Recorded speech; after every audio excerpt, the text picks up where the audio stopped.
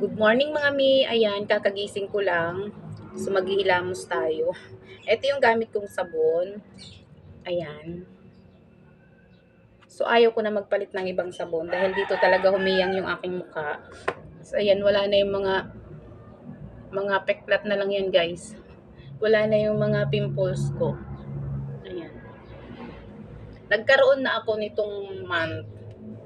Nagkaroon na ako pero hindi ako nagka-pimples guys. Ayan. So ngayon, maghihilamos tayo. Dito tayo. Dito na lang ako sa aming lababo. Pagsasabon guys, huwag nyo ididirekta yung sabon sa inyong mukha. Ipapa-foamy nyo muna bago nyo ilagay sa mukha nyo katulad nyan. Slight lang po yung pag-rub ng ating mga kamay sa ating mukha dahil yung mukha natin ay manipis ang balat. Huwag po natin masyadong ikuskus dahil madaling mairita yung ating mukha guys. Ayan, babad lang natin ng 1 minute.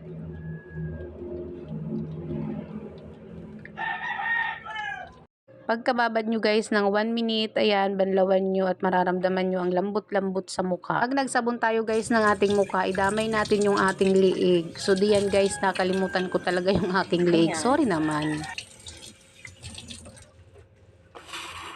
So ayan ang ating mukha. Ayan guys, so wala na akong mga pimples dyan. Nawala talaga siya. Tapos ang ginagamit ko, tissue, hindi ako nagamit ng towel. Ayan. Sarap niya sa mukha. Ang ganda rin ng tissue na to guys. Tingnan nyo. Hindi siya na pupunit. Nandyan din lang yan sa aking showcase kung gusto nyo. Ang pangalan niyan guys ay Royo Panda Tissue.